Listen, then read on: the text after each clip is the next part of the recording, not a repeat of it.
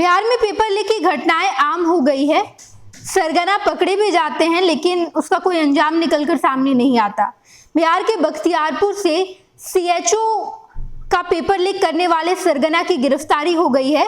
रवि भूषण और उसके 4 रिश्तेदारों को पकड़ लिया गया है। जो पूरे मास्टरमाइंड थे इस पूरे कारनामे के, रवि भूषण और उसके साथ साथ 4 लोगों की गिरफ्तारी हो गई है और जांच पड़ताल चल रहा है। 1 और 2 दिसंबर को परीक्षा होनी थी। 1 दिसंबर की परीक्षा हो गई थी। 4500 पद के लिए ये परीक्षा हुई, लेकिन 1 दिसंबर की परीक्षा के बाद ही पुलिस को ये जानकारी मिल गई कि पेपर लीक जैसे कारनामे हो रहे हैं। सेंटर पर ही कंप्यूटर से जोड़ दिया गया है और उसके बाद आंसर पहले से ही सारे अभ्यर्थियों के पास है। ये तमाम जानकारी जब निकलकर सामने आई तो 12 ठिकानों पर छापेमारी की गई। ईओयू की टीम ने 12 ठिकानों पर छापेमारी की। दानापुर और कई सारे इलाकों में छापेमारी की गई और 37 लोगों को गिरफ्तार किया गया। लगातार ईओयू छापेमारी कर रही थी कि आखिर सरगना कब पकड़ा जाएगा। कल बख्तियारपुर से सरगने को गिरफ्तार किया गया है। बताते चले हम आपको कि राजधानी पटना के साथ साथ पूरे बिहार भर में जब जब परीक्षा ली जाती है, अमूमन हर परीक्षा में ऐसी खबर आपको निकलकर दिखाई देगी जहां पर पेपर लीक के जैसे कारनामे सामने आते हैं। अगर आप शिक्षक बहाली की भी बात करेंगे, टीआरई 1, टीआरई 2, टीआरई 3, इसमें भी आपको पता चलेगा कि पेपर लीक के कारनामे हुए हैं। और अब जब 4500 पद के लिए सीएचओ की बहाली की जा रही थी तो यहाँ पर भी पहले दिन परीक्षा ले ली गई। 1 दिसंबर की परीक्षा हुई, उसी में पता चल गया कि पेपर लीक जैसे कारनामे सामने आए हैं। उसके बाद 2 दिसंबर की परीक्षा कैंसिल कर दी गई। 12 केंद्रों में छापेमारी की गई है, 12 सेंटर पे, जहां दानापुर और भी कई सारे इलाके हैं, उन तमाम जगहों पर छापेमारी की गई। 37 लोगों को गिरफ्तार किया गया और तब से लगातार ईओयू की टीम छापेमारी कर रही थी। कल बख्तियारपुर से रवि भूषण और उसके साथ साथ कई सारे लोगों को गिरफ्तार किया गया है। दरअसल ये डील 4-5 लाख रुपए में हुई थी।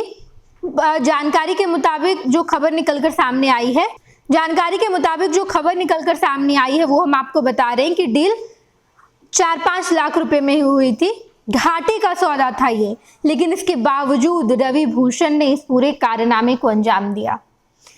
जिस संस्था को ये जिम्मेदारी दी गई थी कि आप परीक्षा लेंगे, उसी ने घपला कर दिया। उसी ने रवि भूषण के साथ साठगांठ की और उसके बाद इस कारनामे को अंजाम दी। हर सेंटर पर वैसे सेंटर बनाए गए थे जो संदिग्ध थे, उन तमाम सेंटरों पर छापेमारी की गई और 37 लोगों को गिरफ्तार किया गया।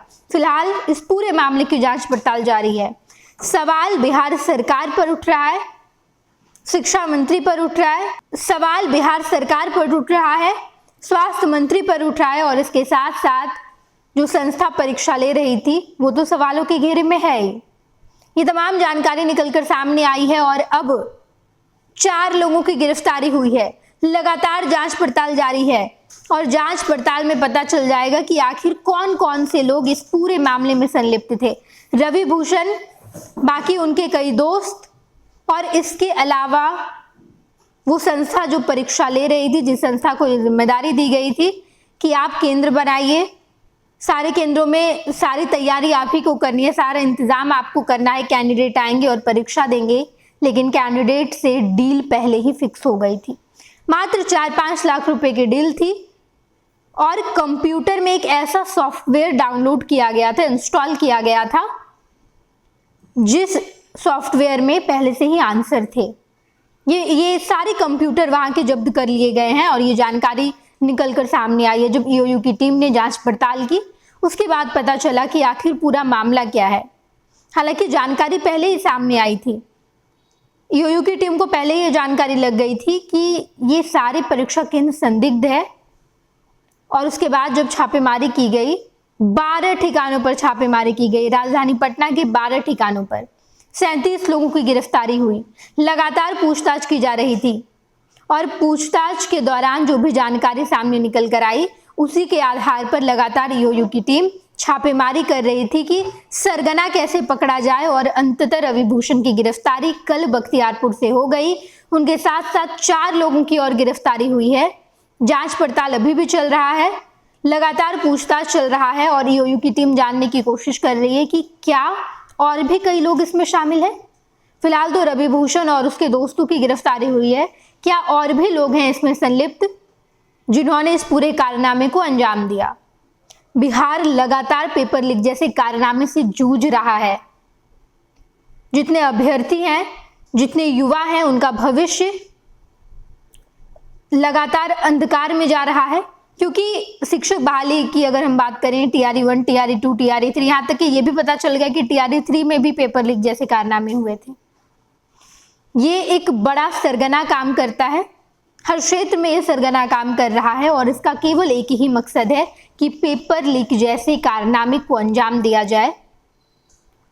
वैसे अभ्यर्थियों का रिजल्ट बन जाता है जो शायद उतना पढ़ते भी नहीं, मेहनत भी नहीं करते, बस पैसे दे देते हैं और उन्हें आंसर मिल जाता है, क्वेश्चन मिल जाता है और उसी के आधार पर वो एग्जाम देकर बड़े बड़े पद पर चले जाते हैं। मौजूदा समय में बिहार की हालात यही हो गई है। हालांकि लगातार कोशिश की जा रही है अधिकारियों द्वारा, सरकार के द्वारा कि पेपर लीक जैसे कारनामे कम किए जा सके। अभी 13 दिसंबर को बीपीएससी 70वीं पीटी की परीक्षा है, जिसको लेकर पेपर लीक ना हो इसके लिए आयोग ने पूरी व्यवस्था करके रखी है। कलर कोड के क्वेश्चंस बनाए गए हैं, अलग अलग सेट ऑफ क्वेश्चंस हैं और लॉटरी सिस्टम से परीक्षा के 3 घंटे पहले ही एक सेट को चूज किया जाएगा। उसके बाद डीएम को फोन जाएंगे और उसके बाद ही उस सेट ऑफ क्वेश्चंस को सारे अभ्यर्थियों के बीच सर्कुलेट किया जाएगा। कोशिश लगातार जारी है, लेकिन पेपर लीक करने वाले सरगने के पास न जाने कितने ऐसे तोड़ हैं कि उस तोड़ का सहारा लेकर पेपर लीक जैसे कारनामे को अंजाम दिया जा रहा है। फिलहाल ये जानकारी निकलकर सामने आई है। सीएचओ बहाली के लिए जो 4500 पद पर एग्जाम लिए जाने थे, पहले एक दिन की परीक्षा तो हो गई थी 1 दिसंबर को, दूसरे दिन की परीक्षा से पहले ये पूरा कारनामा हुआ, छापेमारी हुई, 37 लोगों की गिरफ्तारी, उसके बाद कल मास्टरमाइंड पकड़ा गया है। अब इस पूरे मामले में जो भी जानकारी निकलकर सामने आएगी हम आपको जरूर बताएंगे। आप देखते रहिएगा फर्स्ट बिहार झारखंड। 26 वर्षों में 17,000 से अधिक डॉक्टर बना चुका बिहार एवं झारखंड के छात्रों एवं अभिभावकों के बीच सर्वाधिक विश्वसनीय एवं लोकप्रिय संस्थान गोल, नेशंस लीडिंग इंस्टीट्यूट। हमारा विश्वास गोल के साथ। भारतीय जनता पार्टी का सदस्य बनने के लिए 8800002024 पर मिस्ड कॉल करें। निवेदक भारतीय जनता पार्टी बिहार।